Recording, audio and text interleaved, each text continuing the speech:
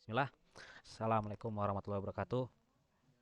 Nah, pada lab kali ini saya akan menjelaskan tentang static root dengan target scope. Nah, jadi apa sih target scope ini? Jadi, kita target scope ini adalah metode menggunakan gateway yang tidak terhubung secara langsung atau recursive gateway. Jadi, misal si router satu normalnya ketika dia mau router satu. Nah, sebentar. Nih router satu normalnya jika dia mau menuju ke tujuan ini, tentunya dia akan menggunakan gateway yang ini kan. Nah, tapi dengan adanya target scope ini, router satu dia bisa menggunakan gateway yang ini ataupun yang ini juga nih. Gunakan yang namanya target scope. Yang nantinya kita dalam konfigurasi ini akan melebihkan nilai target scope ini daripada nilai scope-nya. Nah, nilai target scope dalam routing statik ini defaultnya adalah 10 dan scope-nya adalah 30. Nah, jadi kita harus melebihi nilai target scope-nya nih, lebih dari 30 itu. Yaitu misal 40, 50, sampai 255, bebas lah. Pokoknya harus lebih tinggi dari 30, lebih tinggi dari nilai scope-nya. Nah, jadi gunanya apaan sih target scope ini? Nah, gunanya adalah target scope ini biasa dikombinasikan dengan metode check gateway ya. Nah, kalau check gateway itu normalnya dia hanya mengecek, misal kita pasangkan nih check gateway di router satu ini, pasangkan check gateway. Nah, dia hanya akan mengecek gateway yang ini aja. Gateway yang ini nggak bakal kecek nih. Tapi dengan yang adanya target scope, dia bisa ngecek ke gateway yang ini nih. Jadi misal nih kita mendapati kasus uh, si router satu nggak bisa ngeping ke si PC2. Nah, kita tapi nggak tahu masalahnya di mana. Kita hanya tahu di sini aman-aman aja, tapi kita nggak bisa ngecek nih kalau sini aman apa enggak. Nah, kita dengan menggunakan yang namanya target scope ini, kita bisa mengecek gateway ini apakah aktif atau tidak. Nah, jadi gitu tuh gunanya target scope. Nah, langsung aja kita ke konfigurasinya. Nah, pertama-tama dalam static root yang perlu kita perhatikan adalah IP address, destination address, dan gateway. Jadi langkah pertama, pasangkan IP address pada PC 1 dan PC 2 ini nih. Ini kita akan simulasikan PC 1 ngeping ke PC 2. IP 72.16.1.2/24.172.16.1 gateway-nya. Nah, adapun kita menggunakan PC ini hanya untuk simulasi aja. Sebenarnya inti dari konfigurasinya ada di router-routernya aja nih. Tapi nggak apa-apa lah. PC 1. Wis. Lanjut, pasangkan IP address di PC 2. IP kita namain dulu aja nih biar gampang nih. Biar nggak ketukar-tukar. Siname sorry. PC 2. IP 72.16.20.2/24. Gateway-nya IP dari routernya. 72.16 berarti 20.1. Nah, ini konfigurasi IP address PC. Nah, langsung kita ke konfigurasi utamanya ini. Kita pasangkan IP address pada setiap router kita. Kita akan menggunakan Winbox saja nih, agar teman-teman semua bisa memahaminya dengan mudah. Dari router 1, kita pasangkan IP address sesuai pada topologi nih. Kita lihat nih topologinya. Address 1, 10.10.10.1 ya. 10.10.1/24. Nah, beres. Header 2, 172.16 10.1/24. Nah, kita lihat nih, sesuai nggak ini sama topologi nih, biar nggak bingung. Kita akan lanjut konfigurasi IP address di router 2. Udah dibikin. IP addressnya 172.16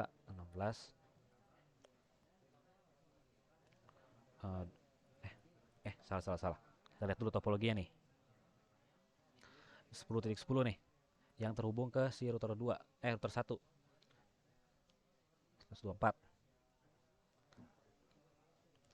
Ini IP address yang terhubung langsung ke si router 1 ini. Nanti akan terbentuk routingnya nih di routing table, akan terbentuk routingnya secara dynamic di AC nih, di dynamic active connected. Nantinya kalau udah dikonfigurasi IP address ini kan sama nih 10.1, 10.2 terus terhubung langsung.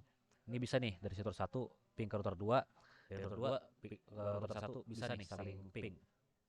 Tapi sebelum itu balik lagi ke konfigurasinya ya. Jadi keterusan kan. 20.20.20.1/24 headernya header 2. Router 2 beres.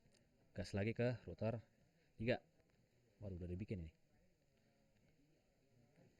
Kita samain ya sama di topologi, yaitu 20.20.20.20.1.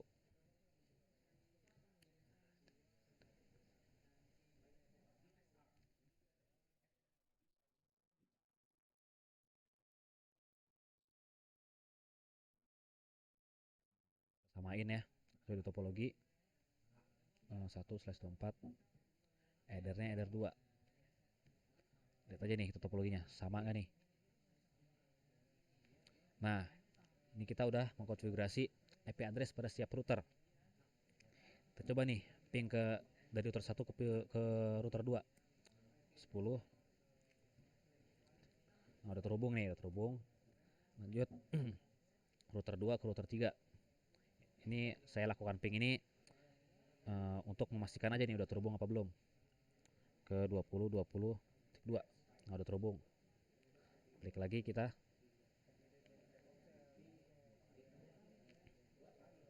Mana nih? Wait. Nah, kita akan membuat static route. Nah, ini adalah kita akan membuat static route ke tujuan yang tidak terhubung. Di router 1 ini berarti dia tidak memiliki router 1. Saya gambarin aja nih. Ini nggak perlu di routing, soalnya udah terhubung secara langsung ya. Jadi router 1 ini hanya perlu mengrouting ke arah sini sama ke arah sini nih. Nah, tapi tidak dengan static route biasa nih. Kita akan menggunakan parameter target scope yang sudah saya jelaskan tadi ya, dengan mengkombinasikannya dengan metode check gateway. Langsung aja pada router 1 destination address saya 20.20.0/24 gateway-nya. Nah, kita gateway-nya normal aja nih, yaitu 10.2 nih. 10 ini salah IP gateway dari si router 2 ini, si router 1 ini. Ini adalah IP header berapa? Header 1 dari si router 2 ini yang terhubung ke router 1 kita. Nah, kita gunakan sebagai gateway untuk mencapai ke tujuan 20.20.20.0. Nah, apply gas. Nah, lanjutan nih. Kita akan konfigurasi ke arah merouting ke arah network dari si jaringan lokal si router 3, yaitu 172.16.20.0 nih. Kita ngerouting ke arah sini nih. Dari router 1 ke arah router jaringan lokal si router 3.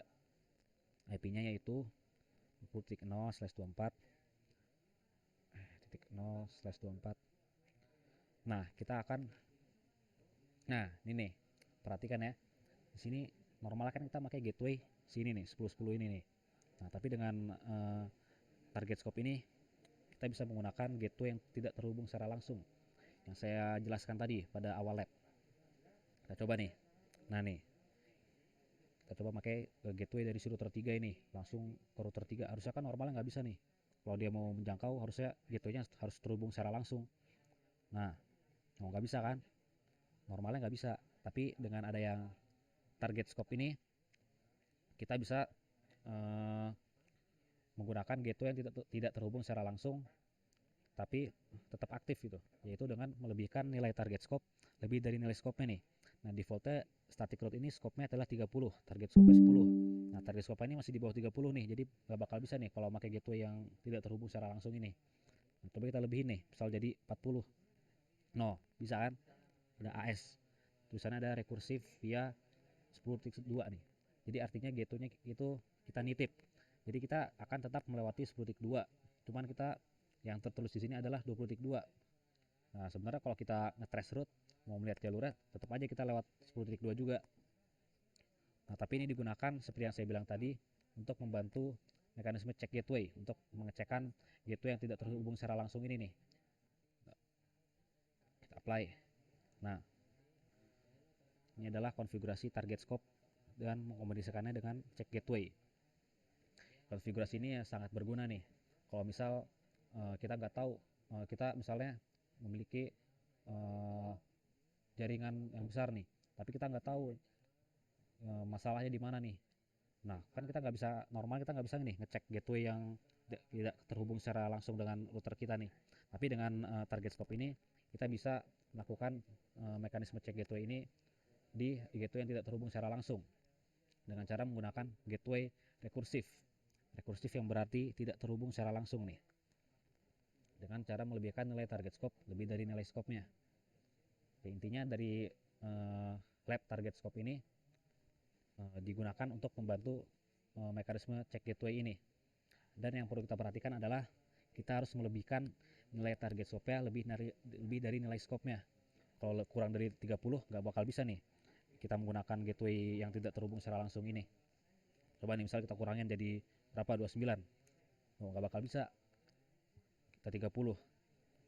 Nah, masih bisa nih, kalau sama masih bisa. Pokoknya harus sama atau enggak lebih.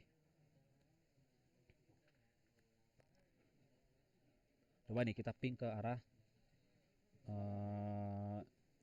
gateway dari yang kita gunakan ini. Gateway rekursif ya. Dari router 1, 2020. Coba kita ping. Kita bisa nggak ya? Nah,